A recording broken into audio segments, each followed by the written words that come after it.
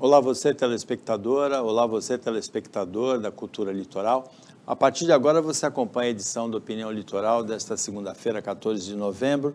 Participam a comentarista Camila Morim, advogada do programa, a secretária de Planejamento de São Vicente, Thalita Correia Santos, e o presidente do LIDE Litoral Paulista, Jarbas Vieira Marques Júnior. Nós vamos começar conversando sobre São Vicente 500 anos, um projeto para daqui a 9 anos, mas que quase 10 anos, né? Quase 9, né? A gente está chegando em janeiro de 2023, mas que já tem contagem regressiva, né, Thalita? Boa tarde. Olá, boa tarde, Jarbas. São Vicente é a primeira cidade do país a completar 500 anos e a gente já começou a se preparar para esse plano, né? Essa entrega de um projeto de 500 anos para a cidade. Então... O LIDE quer participar desse projeto, Jarbas? Boa tarde. O LIDE, boa tarde a todos, boa tarde aos telespectadores. O LIDE participa desse projeto logo depois da arrancada. Na nascente. Na nascente. Logo em seguida, na verdade, surgiu o projeto, a Thalita me procurou, apresentou o projeto e o LIDE tem feito um trabalho de ligar a iniciativa privada ao projeto, que é um projeto muito bonito. E é interessante que é um projeto que é pós-governo. Então, o atual prefeito, Caio Amado, quando ele sair, esse projeto está preparado para quem assumir, mesmo que ele seja reeleito, né? Ele não vai poder estar aqui nesse projeto. Então, é muito bacana. Porque é 2032, né? 2032. E é um projeto voltado à recuperação de São Vicente, né? Então, trazer uma nova São Vicente, ou uma antiga São Vicente, né? Uma grande cidade, a primeira vila do país. Então, esse projeto está muito engajado em fazer de São Vicente uma cidade cada vez melhor.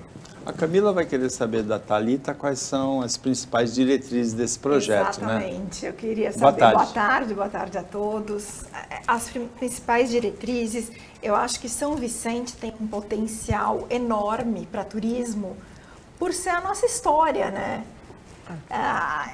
Aqui começou tudo, né? Aqui começou o que hoje é o Brasil, essa coisa enorme que nós temos.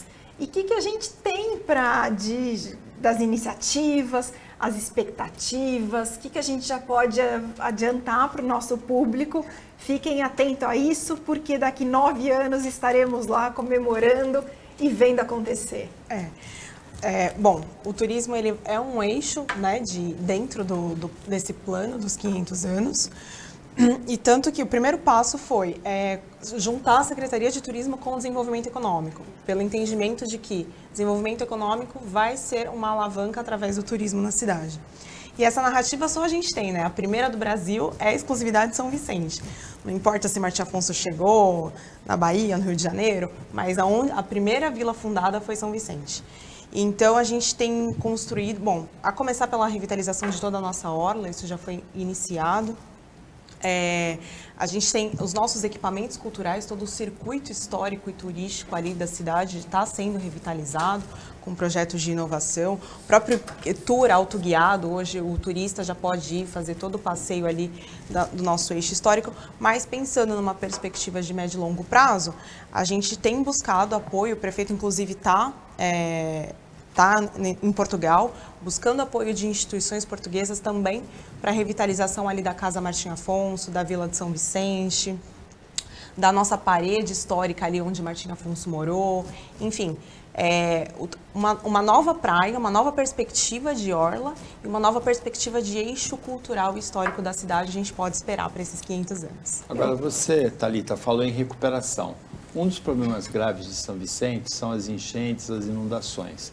Na sexta-feira a gente teve um temporal fortíssimo aqui na Baixada Santista e vários bairros de São Vicente ficaram isolados. O que está sendo feito para esse problema que é concreto, que é real, que é de agora? São Vicente tem esse problema crônico mesmo há muitos anos e agora a gente conseguiu recurso para a instalação das primeiras 7 comportas na cidade. Então, a São Vicente precisa de 19. Esse foi um estudo que a gente fez, né? Tem em andamento aí todo um levantamento de micro e macro drenagem na cidade das demandas e com o apoio do governo do estado, hoje a gente já tem esse recurso para essas 7 primeiras. Tem alguma fábrica de comporta que é sócia do LIDE, não? Aqui na Baixada Santista não, mas se a gente procurar, a gente acha ao redor do mundo. E é importante, dentro desse projeto todo, Paulo, esse processo, hoje o prefeito está lá em Portugal, o LIDE apresentou o prefeito de Coimbra ao prefeito Caio Amado no encontro no dia 7 de setembro lá em São Paulo. Então a gente tem trabalhado muito com as prefeituras, não só de São Vicente, mas para trazer essa aproximação com outras regiões do país. Porque a grande vantagem do LIDE é a capilaridade que ele tem. Então esse trabalho a gente tem feito bastante. Eu estou acreditando muito no projeto de 500 anos. Primeiro que tem instituições muito fortes, a Thalita pode falar um pouquinho mais, e São Vicente precisa, né? Das nossas cidades, é a que hoje tem o menor PIB per capita das 9 cidades, apesar de ter uma população muito grande. Ela está concentrada entre as duas principais cidades da região, que é Santos e Praia Grande. Então, precisa realmente de uma grande revolução dentro de São Vicente para que esteja no seu lugar, ela se coloque realmente no seu lugar. Agora, Camila, é importante aprender com os erros, né? A gente está falando dos 500 anos de São Vicente.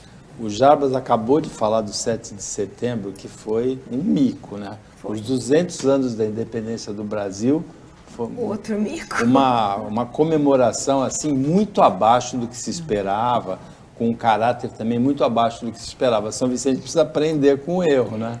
Eu acho que não só aprender com o erro, Paulo, como esses dois marcos que nós falamos agora, eles estavam no meio de uma situação política muito complicada. Era briga pelo poder, estava aquela coisa, vai inaugurar, mas vai homenagear um ou vai homenagear outro, não dá para ser muito assim. Vamos aprender com os erros, sim, e rezar para que daqui 9 anos nós não estejamos num cenário político como estamos vivendo hoje. Porque aí dá para fazer um evento de sucesso, sim. E eu acho que é importante, desde sempre, o LIDE apoiando e a prefeitura deixar muito claro que não se trata de nada político. Está sendo feito um bem para a população, para os brasileiros, para que nós possamos conhecer e viver a história que nós temos. Então eu acho que vocês têm um grande trabalho pela frente de deixar claro que vocês não são políticos, não é pro, sei lá, na época, se é para o governo da direita ou da esquerda, é para a população. É isso. Isso, Thalita, é interessante o que o Jarbas falou. O prefeito Caio Amado pode disputar a reeleição em 2024. Se ele ganhar, ele entrega a prefeitura em 2028. Ele só tem chance de estar em 2032 se ele perder a eleição e depois ganhar em 2028, né? Então não é muito político mesmo isso. Né? Essa é a lógica. E não tem que ser mesmo, né? Exato. Ele fala, o meu plano de governo, que é o meu plano político, eu entreguei na eleição. Agora eu preciso entregar um plano para a cidade, independentemente de quem esteja ocupando esse lugar. E aí por isso que o LIDE é tão fundamental, junto com outros parceiros privados nesse processo, porque além deles ajudarem no financiamento da construção desse plano, eles fazem parte dessa governança multi-institucional, acompanhando todo o andamento. Então, independentemente de quem esteja no poder, esses atores privados continuam, né?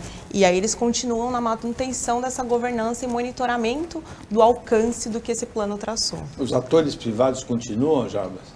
Continuam fortes, são importantes. A gente precisa fazer essa parceria público-privada cada vez mais forte, né?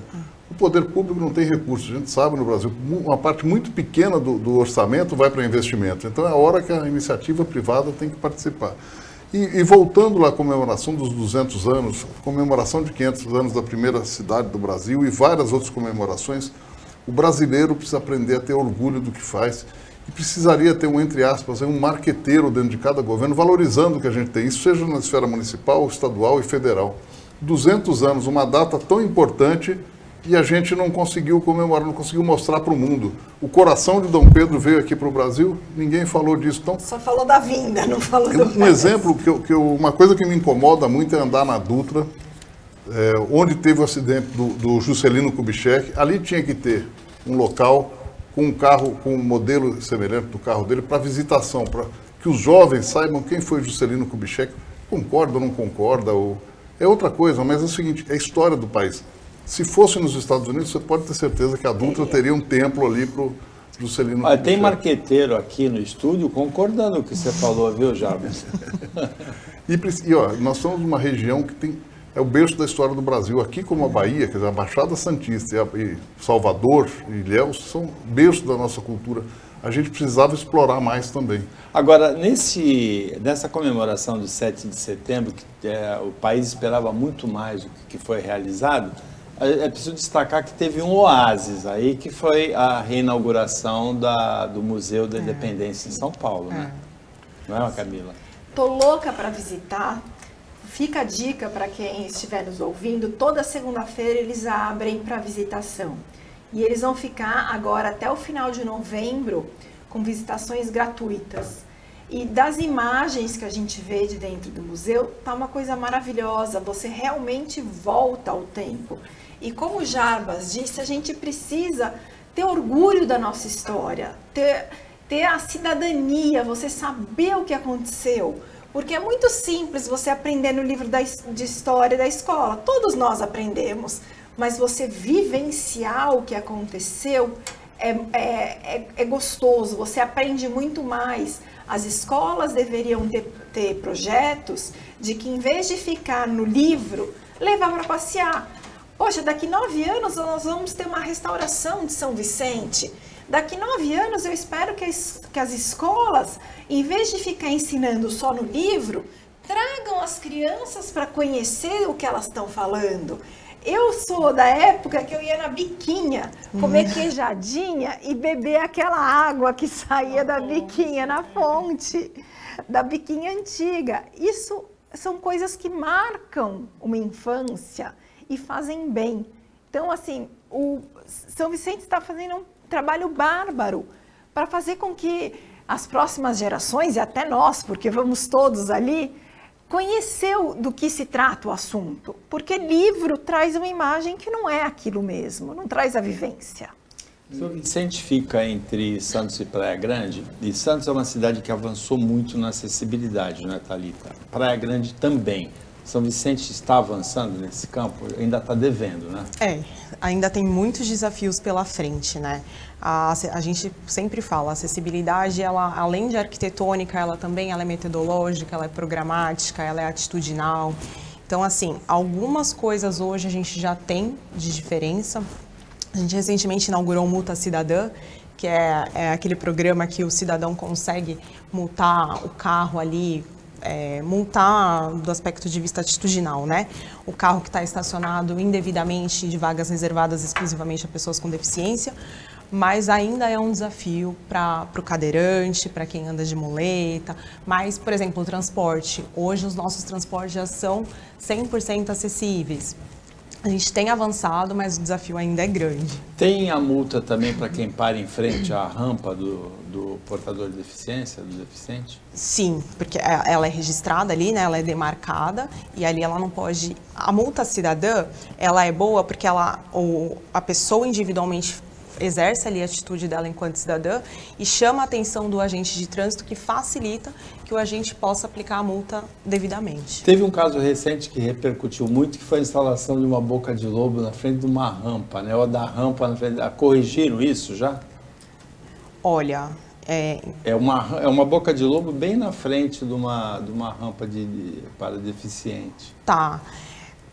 Devem ter corrigido. Não sei te dizer exatamente que rampa é essa, mas acredito que sim, imediatamente. O cuidado hoje com a rampa e com a acessibilidade, a guia para deficiente visual, por exemplo, tem tido em São Vicente a implantação dessas guias? Sim. Em Santos a gente já vê bastante, em Praia Grande já vê bastante. A gente está em fase de construção da licitação dos nossos abrigos de ônibus, por exemplo, né? Então todos eles também já estão ali prevendo estudos para ter o piso tátil, o piso giracional, o abrigo acessível, incluindo essas pessoas, né? O que ainda não pegou muito, Jarbas, é o semáforo para deficiente visual, né? Tem um em Santos, na Costa com a Carvalho de Mendonça, bem em frente a uma instituição antiga, ao lado das Moças Cegas, mas acho que é só esse que tem, não é? Eu acho que tem mais, viu? Porque eu lembro de algumas campainhas e alguns semáforos. Eu estou desinformado, então. Eu acho que tem mais, mas não são muitos, mas são poucos, né? É muito pouco, né, para o deficiente. Então, na verdade, quebra um galho em alguns locais, mas ele depende muito ainda de terceiros, né? Bom, Opinião Litoral vai para o intervalo e volta já já. Fica com a gente.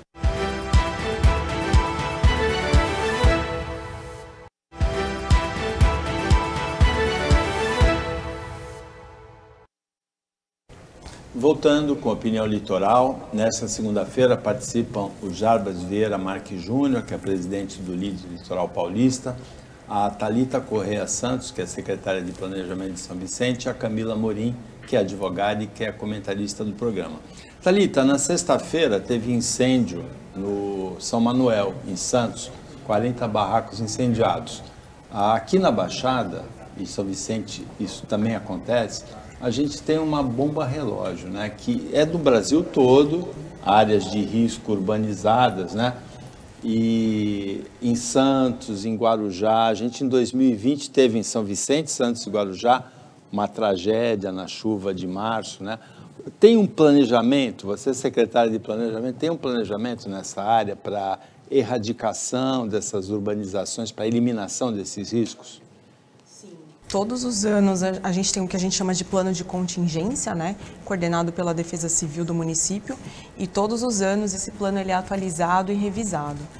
E de fato, assim, a Defesa Civil é muito atenta e tem sido uma instituição que a gente tem valorizado muito, comprado equipamentos, modernizado isso na cidade, entendendo a importância da prevenção, sobretudo, do trabalho dessas equipes, né? E a gente tem atuado nisso, assim, com foco na prevenção, mas também com um plano de contingência em caso de algo que venha acontecer inesperadamente. São Vicente não é uma cidade, Jarbas, que tenha recursos para investir na área habitacional, mas ela faz parte da Coab, né, Santista, que são 4 municípios e tem como finalidade a construção de habitações, que também os outros municípios também não têm muita condição. Talvez com exceção de Santos, um pouquinho de Praia Grande, que tem orçamentos mais... um PIB per capita maiores, como você falou que São Vicente é pequeno. Agora, essa é uma questão nacional, né? Uma política nacional de habitação, há muito tempo a gente não tem, né? Tem duas coisas aí quando a gente fala em barracos, né, Paulo? Tem uma falta da política habitacional e existe uma máfia de barracos, né? Porque se você tira uma favela, se você tira os barracos, se você dá moradia para essas pessoas, ou você deixa o espaço vazio, alguém vai construir em outro lugar. E tem uma máfia aí que envolve, infelizmente, o poder público, iniciativa privada, as pessoas que vão construir novos barracos, né? Esse é um grande problema no Brasil. E aí o nosso problema não está aqui só na Baixada Santista, não. Existe um beneficiamento para que se construam novos barracos. Então, tem que lutar contra isso. E aí são modelos de justiça, o Ministério Público tem que agir de uma forma diferente do que muitas vezes age, obviamente que não é todos os casos, porque depois de colocado o barraco é muito difícil tirá-lo. Não é que você colocou no dia seguinte, vai lá e derruba. Não, você já leva muitas famílias, existe um comércio para isso, existe um comércio de votos para isso, então é um problema muito mais amplo do que criar uma lei de trazer recursos para trazer construção. Agora, na Baixada Santista tem um modelo bem sucedido de desocupação de área de risco em Cubatão. Não é um modelo que tenha abrangido 100% das áreas de risco urbanizadas, mas é um modelo em que as famílias foram removidas, foram levadas para habitações seguras e essa área não foi novamente ocupada. Precisa aí poder de polícia nesses lugares, né? Precisa de um acompanhamento, porque se der oportunidade, no dia seguinte... Nas cotas do Cubatão, né? Que era uma questão, a Thalita nem tinha nascido ainda, né? Quando instalaram as cotas no Cubatão, né? Nem a Camila também, né? Não, as duas novinhas. Do Jarbas eu não vou falar nada. Talvez já tivesse nascido. O Jarbas, tinha pouca idade. Um torcedor histórico, né, do Atlético Mineiro, eu não vou me referir, mas a Thalita e a Camila com certeza não tinham nascido ainda. Eu certamente não morava aqui ainda. Mas é um modelo bem sucedido, né, Camila? Você acompanhou esse modelo das cotas do governo estadual? As famílias de áreas de risco, de mais risco, né, foram retiradas e essas áreas não voltaram a ser ocupadas. É um case de sucesso, né? Quando se fala em política habitacional e se estuda isso, a gente sempre identifica Cubatão, esse caso específico, como sendo de sucesso. É que assim, a política, conforme o Jarbas falou, é um conjunto de coisas, né? Então, são políticas sociais que precisam caminhar junto com políticas de desenvolvimento urbano, com investimento, é um conjunto complexo aí. E hoje, além disso, o controle, o congelamento que a gente chama das áreas, né? Então, se a gente conseguir ao menos congelar as áreas que estão ocupadas, fazer com que elas não aumentem a expansão de tamanho de ocupação e focar ali na parte de regularização dessas áreas, já é um grande ganho regional. É isso que a gente tem focado. Camila? Ela falou de políticas de desenvolvimento, políticas de um monte de coisa. Um assunto que me pega muito, porque eu trabalhei e eu vejo na prática o que está acontecendo, são as nossas crianças.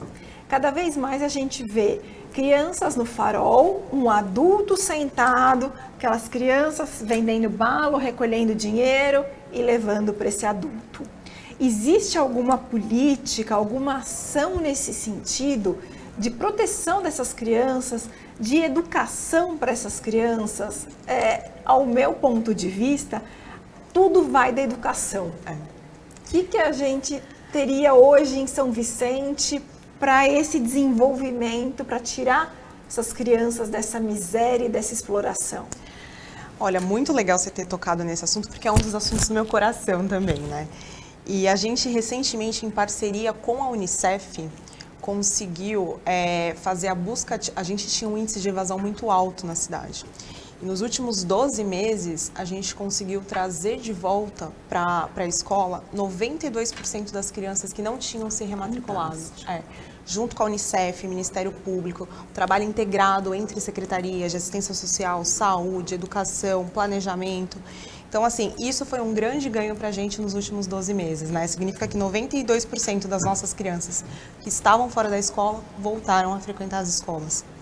E aí isso precisa ser associado a um trabalho novamente integrado de política social mesmo, né? Entender o motivo da evasão escolar. Não basta aquela criança estar matriculada, mas por que ela não está continuamente indo à escola? E a gente tem acompanhado isso e feito um trabalho em rede muito forte na cidade.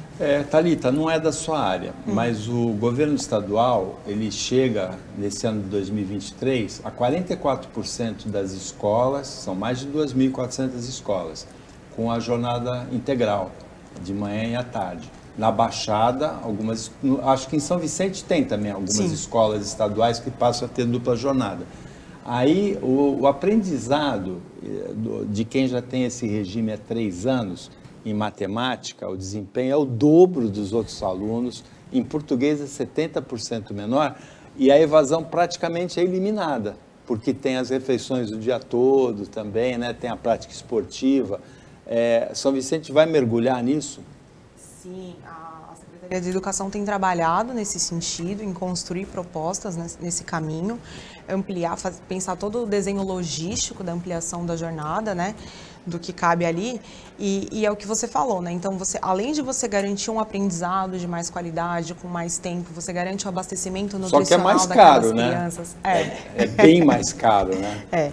Por isso que precisa de estudos aí, envolve um impacto orçamentário que está em andamento.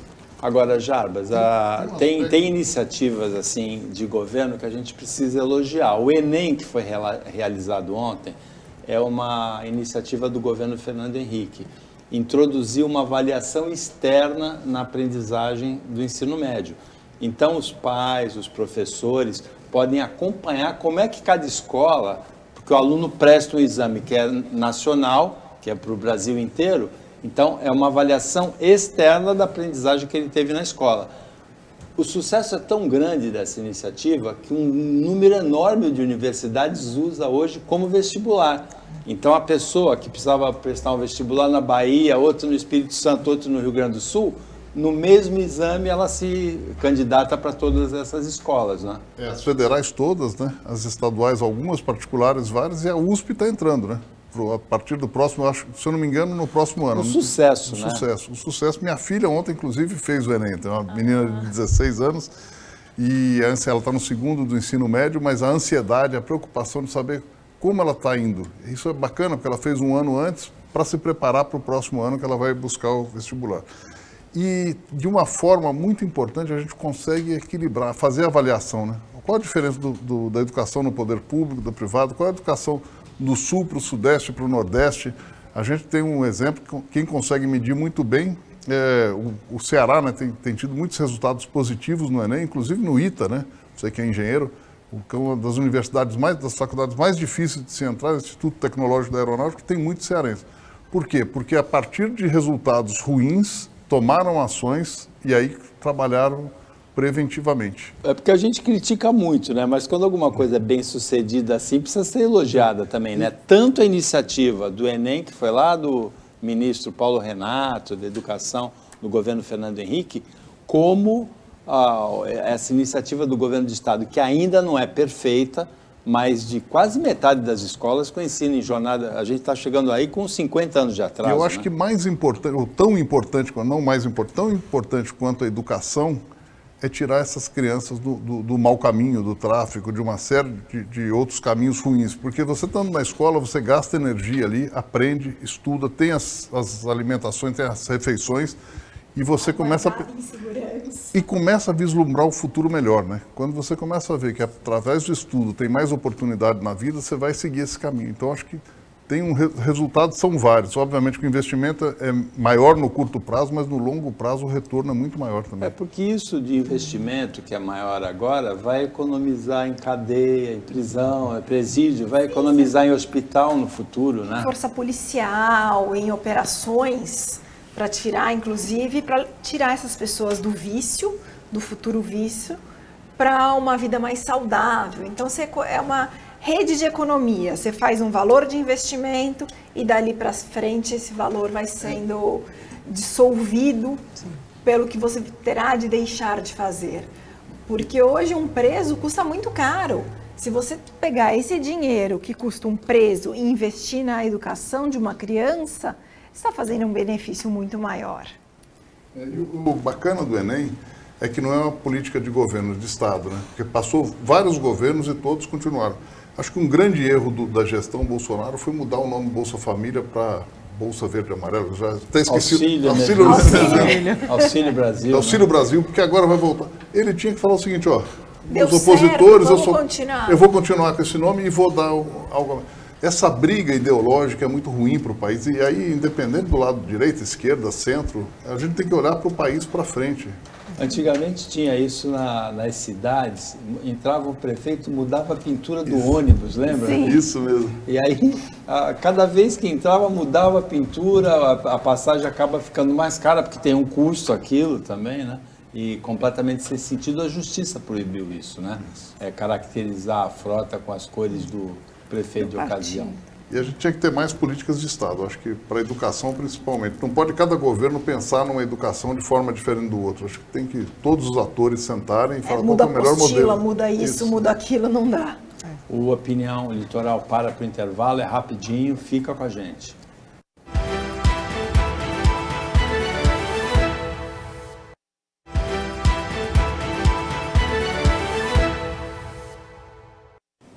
Voltando com a Opinião Litoral, que nessa segunda-feira tem participações da Camila Amorim, da Thalita Santos Correia, do Jarbas Vieira Marques Júnior.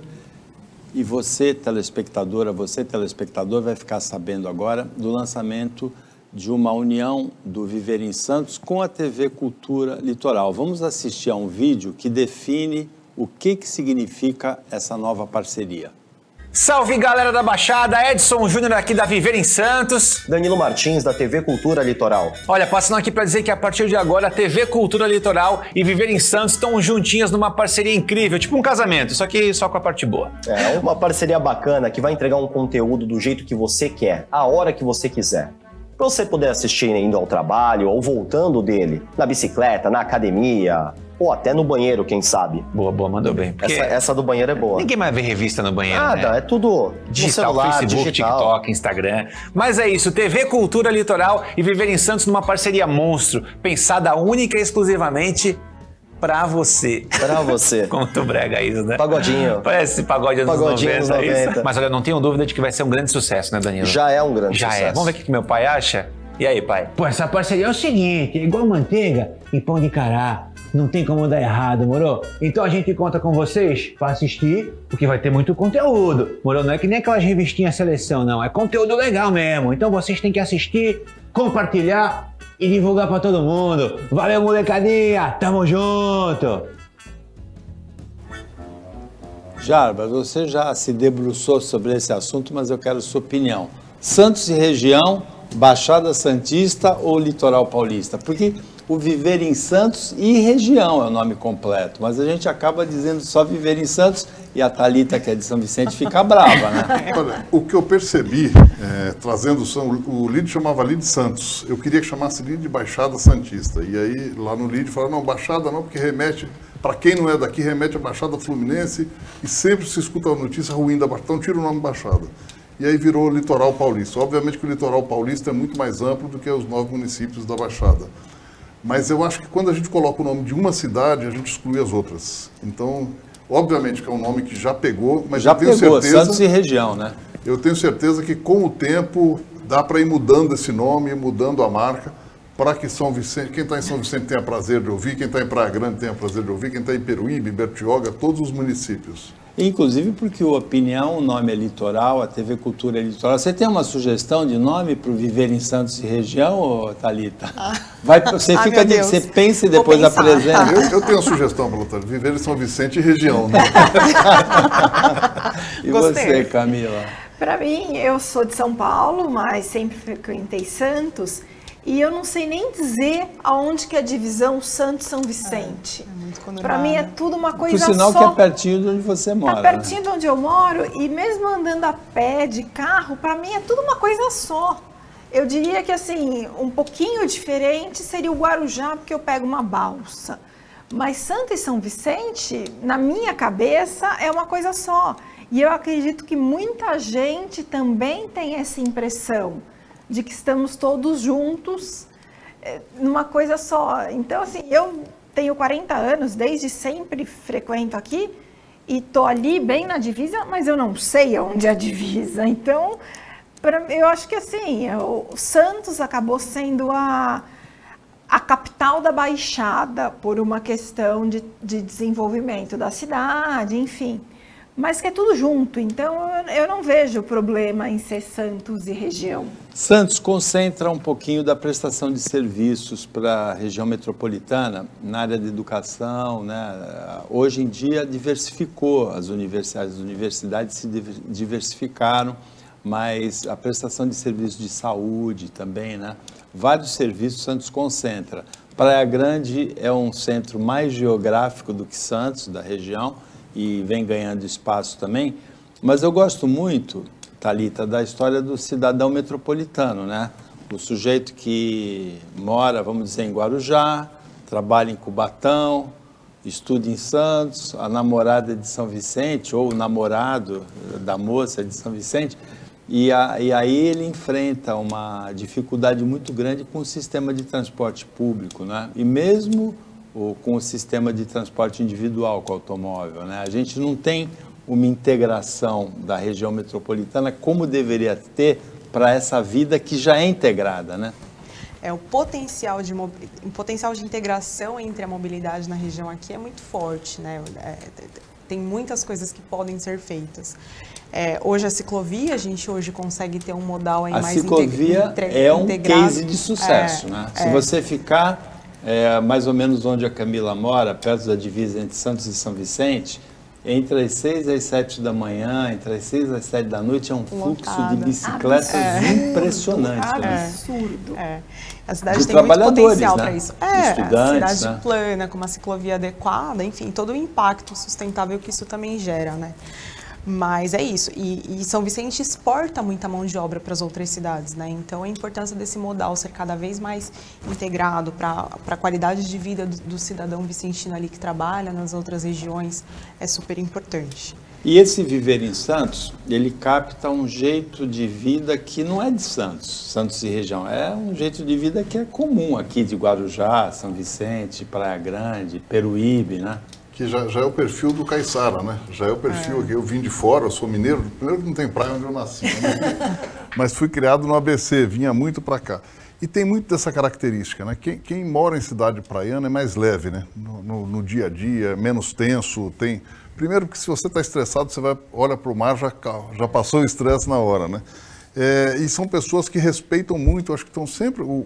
E aí a gente olha o litoral no Brasil inteiro, está sempre um pouco à frente de quem mora no interior sobre o ponto de vista de mudança, né?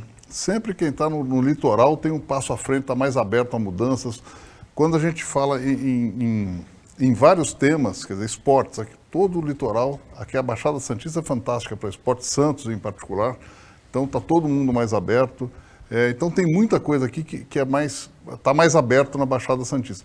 Eu escuto muito de santista falar que o santista é muito fechado. Eu acho que para algumas coisas mas via de regra, eu não acho tanto. Eu vim de fora, consegui espaço aqui, e não só em Santos, São Vicente, Praia Grande, todas as cidades. Tem xenofobia com você? Nenhuma. Obviamente que depende muito, Paulo, de como a gente chega. Se você chega com arrogância, eu vim de São Paulo, lá a gente é a capital da América Latina, e você vai ter a resposta à mesma altura. Se você vier respeitando o espaço, quem construiu história aqui, você vai ter o seu espaço também. Bom, a Baixada Santista, ou Litoral Paulista, vem tendo uma fase boa de sorte, né? Na semana passada, em Guarujá, saiu uma mega-sena de 64 milhões. No final de semana, saiu um prêmio de loteria em Santos. A mega-sena foi em Guarujá. Em Santos, 1.350.000. Um morador de Santos também ganhou na nota fiscal paulista. Na nossa Baixada Santista, desde março, são 228 milhões em prêmios de loteria. É uma fase boa de sorte, né? Continuem apostando. Precisa jogar, né? Continuem apostando, porque aqui é o lugar que o raio está caindo várias vezes. Realmente, com bastante sorte, os santistas, guarujaenses, praia-grandenses e vicentinos também. Em São Vicente, a gente teve um caso de bandidos que invadiram uma loja e atiraram numa funcionária, né? A gente tem tido, não é só em São Vicente, mas nas cidades da Baixada, a violência tem sido como em boa parte do Brasil, né? Em São Vicente tem uma preocupação especial com isso, porque foram instalados totens recentemente e a gente tem dado destaque para alguns crimes resolvidos a partir de imagens com os totens, né? Recentemente, a gente tem passado em São Vicente no maior investimento em segurança pública da história, né? Então, tiveram esses 30 totens instalados ao longo de toda a cidade. Que tem totens com as câmeras que, inclusive, fazem 180 graus, né? 360 graus. 360 graus, aí pega um alcance aí, de quase 2 quilômetros. E tem ajudado muito no trabalho integrado entre as frentes, né? A gente inaugurou o primeiro CCO, o Centro de Controle Operacional ali da cidade, que tem cadeiras compartilhadas para PM, GCM e agentes de trânsito para trabalharem cada vez mais de modo integrado também.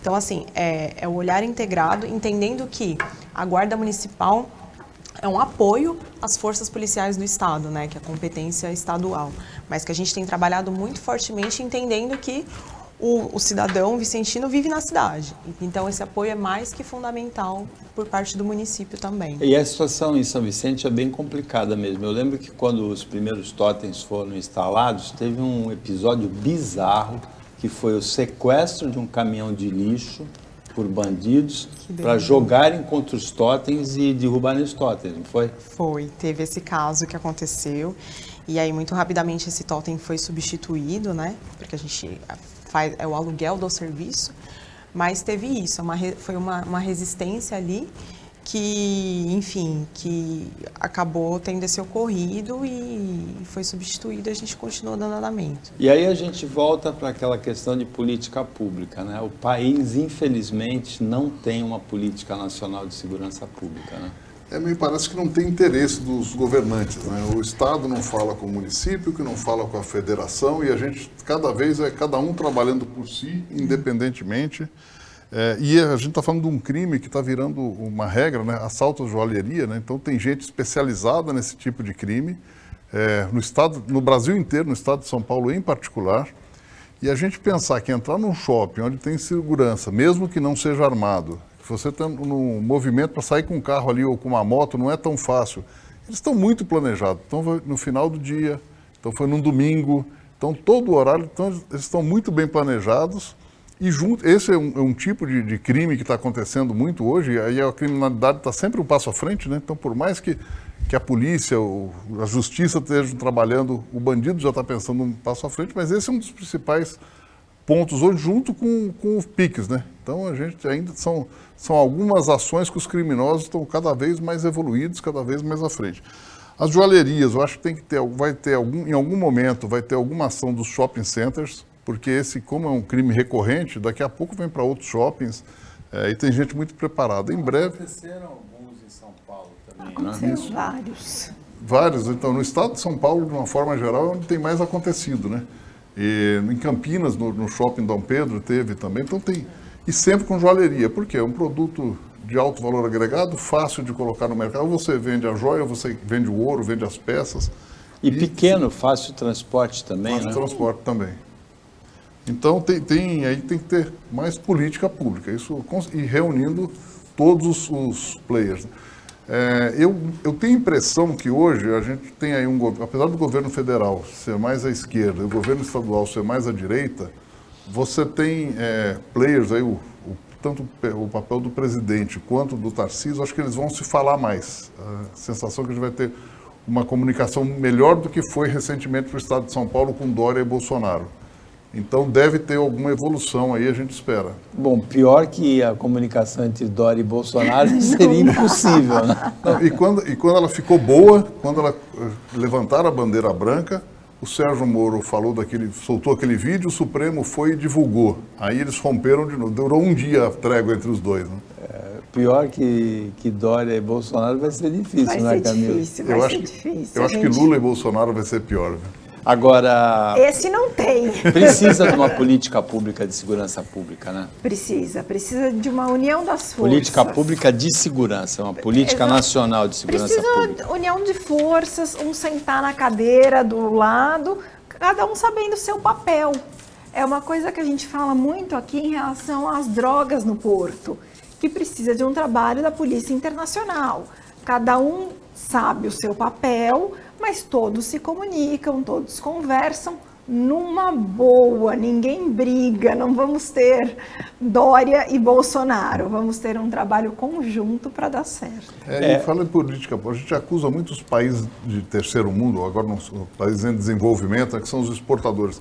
Mas a gente tem que lembrar que tem um consumidor do outro lado comprando, né? Se não tiver consumidor de droga, não vai ter droga. Então a gente tem que fazer essa política com o outro lado do mundo também, principalmente a Europa e os Estados Unidos, para ajudar a eliminar. Não adianta só jogar a culpa aqui, né? O Santos é a porta da América do Sul para o comércio de drogas na Europa, uma parte da África. Estados Unidos não, que é o México que abastece, né? Mas o que a gente tem falado aqui é que é um combate muito difícil e muito desigual. Uma tonelada de cocaína, que é uma apreensão comum em Santos, no varejo ela vale 40 milhões de dólares, é muito dinheiro, né? No atacado depois, multiplicado, é 120, 150 milhões de dólares. Então, recrutam os profissionais mais competentes até para colar a droga, adesivar no casco do navio ou colocar dentro de um container e quebrar o lacre. E em Santos movimenta assim 150 milhões de toneladas de cargas por ano. Impossível fiscalizar cada container desse, né, cada carga dessa. Então, uma boa parte da droga vai passar, né? É um combate difícil. Chegamos ao final do Opinião Litoral desta segunda-feira, agradecendo ao Jarbas Vieira Marques Júnior, presidente do LIDE Litoral Paulista, a Thalita Correia Santos, secretária de Planejamento de São Vicente, boa sorte para os dois na continuidade do exercício das funções, a Camila Morim, comentarista do programa, agradecendo o trabalho da equipe técnica de jornalismo daqui, desejando boa sorte também para a parceria da TV Cultura Litoral com o Viver em Santos e Região, e agradecendo a você, telespectadora, você, telespectador, que acompanha a gente mais essa edição. Até amanhã, nesse mesmo horário, de 15 para as 2, hoje um pouquinho mais tarde na reapresentação à meia-noite, uma ótima semana para você que você merece.